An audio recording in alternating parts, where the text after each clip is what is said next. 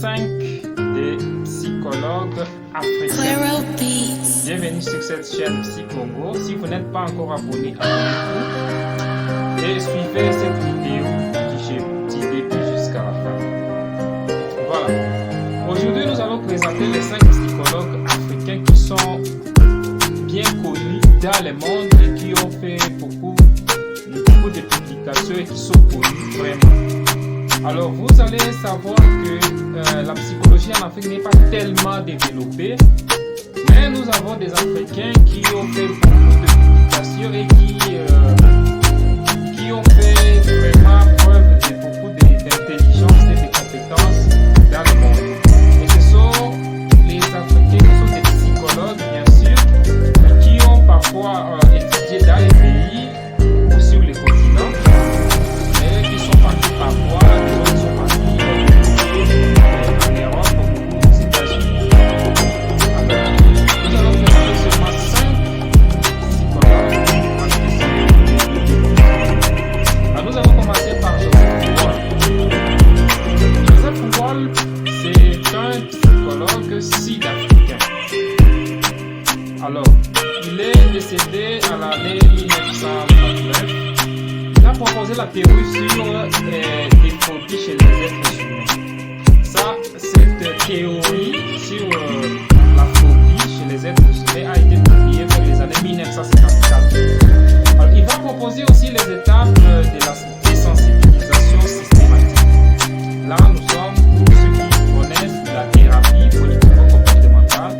Et Joseph Wall a proposé ces étapes pour actuellement à soigner par la désensibilisation systématique.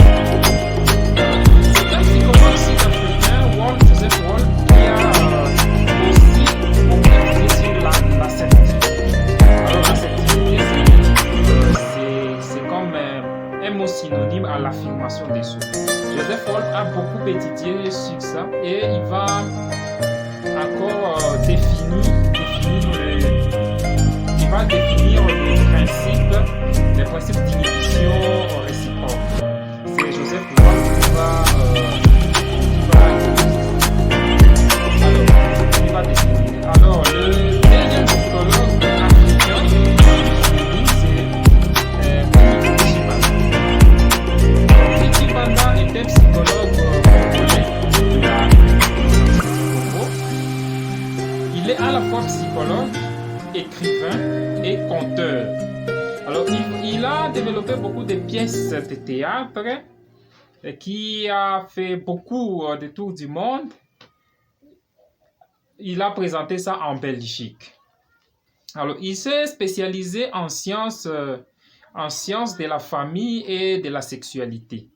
C'est sa spécialité.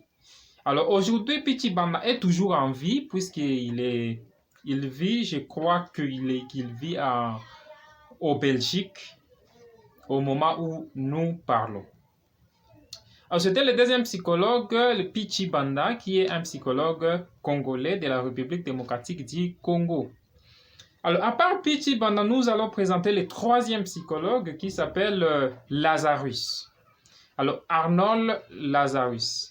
Arnold Lazarus est un psychologue sud-africain aussi, qui est décédé dernièrement ici vers les années 2013.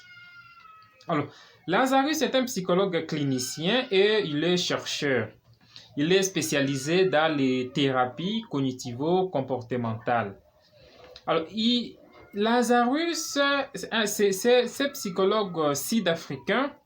Il a développé la thérapie qu'on appelle la thérapie multimodale, qu'on abrège ça à MMT. Alors, c'est Lazarus Arnold qui va développer cette thérapie et qui va mettre en pratique la thérapie multimodale. Alors, Lazarus Arnold a écrit plus de 17 livres avec plus de 300 articles qu'il a publiés dans le monde. Alors, il a obtenu aussi quelques prix. Il a obtenu les prix qu'on accorde, qu'accorde alors l'association de psychologues américains, l'APA, il a eu une distinction par rapport à ces prix-là. Alors, il va fonder aussi l'Institut Lazarus pour élargir les bases de la thérapie cognitivo-comportementale. Voilà les troisièmes psychologues les plus connus, les troisièmes psychologues africains les plus connus dans le monde.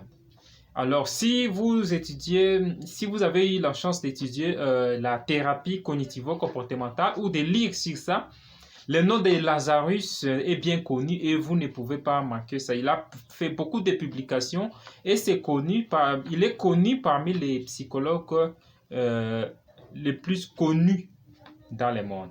Alors, quatrième psychologue le plus connu, le psychologue africain, c'est celui qu'on appelle Toby Nathan. Alors, Toby Nathan est un psychologue égyptien. Il est professeur émérite qui donne le cours de psychologie et de psychologie clinique. Il a été dirigé par le psychanalyste Didier Anzieux, qui est beaucoup plus connu, et Georges Devereux. Je crois que si vous êtes habitué à lire les ouvrages de la psychologie, vous connaissez qui est Didier Anzieux et vous connaissez bien sûr qui peut être Georges Devereux. Alors, il va diriger de l'année 2003-2004, ici nous parlons de Toby Nathan, c'est psychologue égyptien. Il va diriger à l'année 2003, vers l'année 2003-2004, une délégation de l'agence universitaire de la francophonie. C'est lui qui va diriger cette délégation-là dans les années 2003, vers les années 2003-2004. Alors, il est aussi connu comme le fondateur du centre Georges Devereux. Alors, le centre Georges Devereux qu'il a fondé, c'est un centre universitaire, bien sûr, qui vient donner l'aide psychologique aux migrants. Bien sûr, c'est ça la plus grande contribution donc, de Nathan Toby. C'est psychologue égyptien. Voilà les quatrièmes psychologues africains les plus connus dans le monde. Alors, nous allons terminer par les cinquièmes psychologues africain, pardon. Le cinquième psychologue africain, c'est une dame maintenant. Elle s'appelle Yann Vivette. Alors, Yann Vivette est une psychologue. C'est une psychologue camerounaise, mais qui ne vit pas au Cameroun à ce moment-là. Elle est en vie. Elle est propriétaire de la page que vous pouvez trouver, la page Noir et Psy, la page Facebook. Elle a aussi donc un site internet qui concerne toujours Noir et Psy. Elle est connue comme étant la fondatrice et la dirigeante de l'Institut Résilience. Alors, l'Institut Résilience, c'est cet institut-là qu'elle a fondé aux États-Unis, non, au Canada, bien sûr au Canada, puisque c'est là qu'elle vit ces moments. Alors, voilà parmi les tant de psychologues africains, voilà les 5 psychologues africains les plus connus. Alors, vous allez remarquer avec moi que certains sont encore à vie et d'autres sont déjà partis. Mais la liste n'est pas exhaustive puisqu'il y a d'autres psychologues qui continuent à émerger, bien sûr. Mais il y a encore beaucoup à faire en Afrique puisque, vous savez, il n'y a pas vraiment un nombre beaucoup plus important par rapport à d'autres continents des psychologues, puisque d'ailleurs la psychologie est entrée en Afrique en retard. Mais nous savons quand même que la psychologie est maintenant beaucoup plus évoluée aussi en Afrique.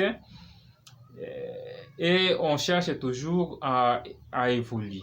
Voilà, merci d'avoir visualisé cette vidéo. Je vous prie encore une fois de plus, si vous n'êtes pas encore abonné, abonnez-vous sur cette chaîne.